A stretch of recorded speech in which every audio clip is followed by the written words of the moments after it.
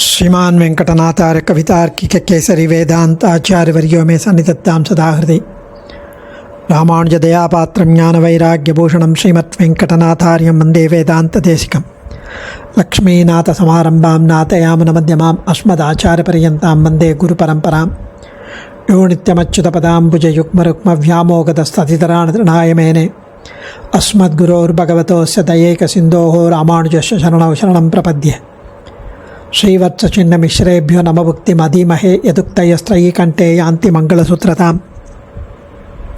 श्रीपराशरभट्टार्यः श्रीरङ्गेशपुरोहितः श्रीवत्साङ्कसुतः श्रीमान् श्रेयसे मे अस्तु भूयसे ஸ்ரீ பராசர பட்டருடைய ஸ்ரீரங்கராஜஸ்தவம் உத்தர சதகம் அனுபவித்து கொண்டு வருகிறோம். ரொம்ப ஆச்சரியமான ஸ்தோத்திரங்கள், பரமத நிரசனமெல்லாம் முடிஞ்சு இப்போ வேதம்தான் பிரமாணம். வேதத்தில் அத்தனை வாக்கியங்களும் அர்த்தம் உள்ளது. ஒன்று கூட ஒரு எக்ஸஸோ சூப்பர்ஃப்ளூயஸோ கிடையாது என்று இதில் ரொம்ப அழகாக வேதத்தின் அத்தனை எல்லா பகுதிகளும் சார்த்தகமே என்று தெரிவிக்கிறார். 22வது ஸ்லோகம். அத்ராஸ்தே நிதிரிதிவத் புமர்த்தபூதே சித்தார்த்தா அபி குணரூப விருத்தவாதாः ரங்கேஷ त्वयि सकला समन्वयन्ते नापासा फलविधिभिः विशेषयेषाम् अत्रास्ते निधिरितिवत् पुमर्तभूते सिद्धार्था अपि गुणरूपवृत्तवादाः रङ्गेश त्वयि सकला समन्वयन्ते नोपासा फलविधिभिर्विशेषयेषाम्. ஸ்ரீரங்கநாதா, நீ அனைத்து விதமான திருக்கல்யாண குணங்களை உடையவனாக, திருக்கல்யாண குணங்கள் கொண்டவனாக இருக்கிறாய். இதை எல்லாத்தையும் தெளிவாக உபனிஷத்துக்கள் கூறுகிறது. சத்தியம் ஞானம் அனந்தம் பிரம்மா என்று. ஆக இவை சித்தவாரிகளாய் இருந்தாலும் அனைத்து புருஷார்த்தங்களுக்கும் இருப்பிடமாக உன்னை குறித்து இங்கு பெரும் புதையல் உள்ளது என்று உனது விஷயத்தில் அந்த வரிகள் பொருத்தமாக இருக்கு. இது இப்படி இருக்குது, அது அப்படி இருக்குன்னு சொல்லுது. இது புதையல் உள்ளதுன்னு. ஆக இது போன்று உனது குணங்கள் முதலானவற்றை கூறுகின்றதும் உபாசனை முதலானவற்றை கூறுகின்றதும் ஆகிய இந்த எந்த வரிகளிலும் எந்த அதிசயமும் இல்லை. அவை இயல்பாகவே உயர்ந்தது. அது எப்பவும் உயர்ந்திருக்கிறது. அதனால் எல்லாமே சார்த்தகம், எல்லாமே அர்த்தமுடையது. ஏன்னா வேத வரிகளில் காரிய வரிகள் சித்த வரிகள்னு ரெண்டு விதம். அதாவது காரிய வரிகள்னால் சத்தியம் வதா தர்மம் சரா அப்படின்னு, இதை சத்தியத்தை பேசு, தர்மம் செய், இதனை இவ்விதம் செய், இதை கொண்டு வா, அன்னம் பகு குர்வீதா, அன்னம் நிறைய பண்ணு, இந்த மாதிரிலாம் இருக்குது. ஸ்ரீயாதேயம் ஹ்ரியாதேயம் பியாதேயம் சம்விதாதேயம், இந்த மாதிரிலாம். இதனை கொண்டு வா, அதை பண்ணு, தானம் பண்ணு, இந்த மாதிரிலாம் தெளிவாக பார்த்து உணரக்கூடிய அமைந்த வரிகள் செய்யாதே என்று இருக்கு. சித்த வரிகள் என்பது இந்த பொருள் இப்படிப்பட்டது, இங்கு புதையல் உண்டு, இவன் இப்படிப்பட்டவன் என்பது போன்ற வரிகள். ஸோ இதில் பல வகைப்பட்ட வேத வாக்கியங்கள் எல்லாவற்றிற்கும் பிரமாணம் கிடையாது, பிரமாண்யம் இல்லை, சிலதுக்கு தான் இருக்குது என்று பூர்வ மீமாம்சகர்கள் கூறுகிறார்கள். அதனை மறுக்கிறார். இங்கு சகல வேத வாக்கியங்களுக்கும் பிராமாண்யம் உண்டு என்பதை உறுதிப்படுத்துகிறார். இங்கு அதை செய் இதை செய் என்று காரியத்தை விதிக்கும்படியான விதி வாக்கியங்கள் காரியபர வாக்கியங்கள். அவன் இப்படிப்பட்டவன் இவன் இப்படிப்பட்டவன் என்று சொல்லும் வாக்கியங்கள் சித்தபர வாக்கியங்கள். இதை செய் அதை செய்யாதே என்று பிரவர்த்திக்கும் நிவர்த்திக்கும் உபயோகிக்கும் வாக்கியங்கள் தான் பிரமாணம். இது இவன் இப்படிப்பட்டவன் அவன் இப்படிப்பட்டவன் அதெல்லாம் பிரமாணம் இல்லை அப்படின்னு அவர்களுடைய வாதம்.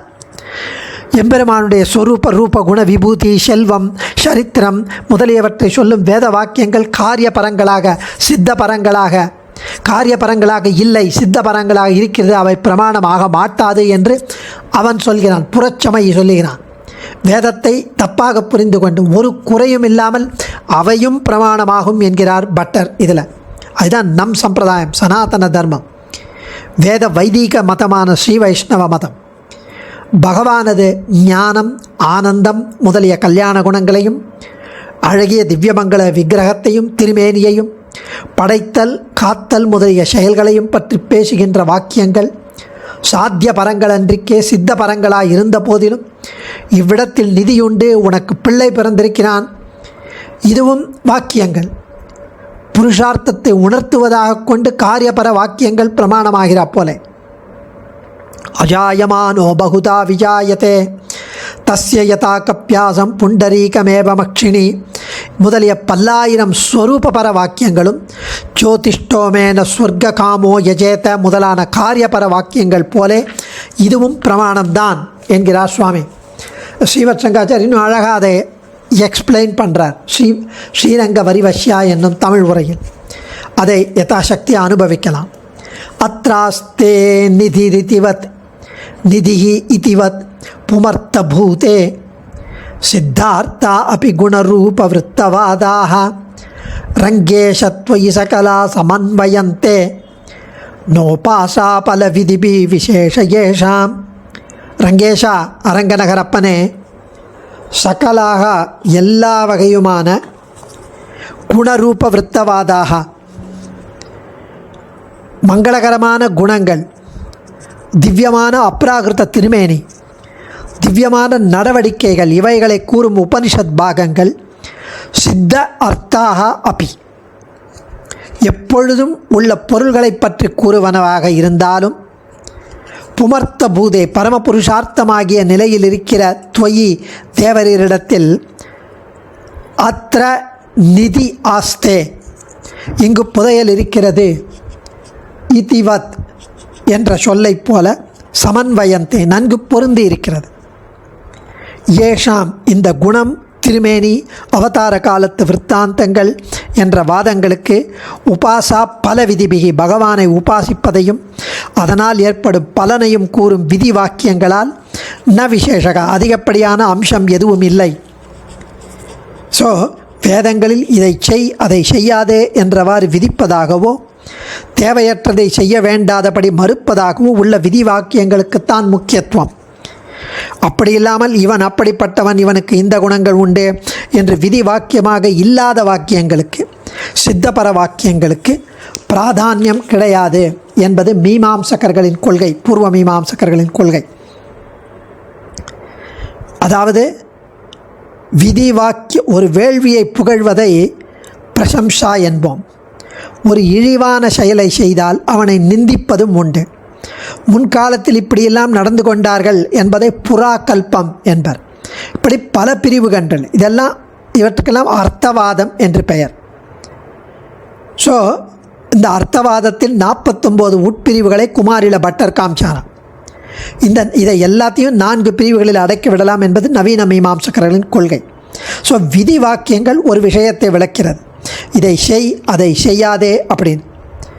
ஆனால் இந்த குணங்கள் உள்ளது, இங்கு புதையல் உள்ளது, அதுக்கு விதி இல்லாத வாக்கியம், அதனால் அது பிரமாணம் இல்லை என்கிறார்கள். அதுக்கு பட்டர் சொல்கிறார், பிரவருத்தி நிவர்த்தி ரூப வியாபாரம் கேட்டவனுக்கு ஏற்படுகிறது.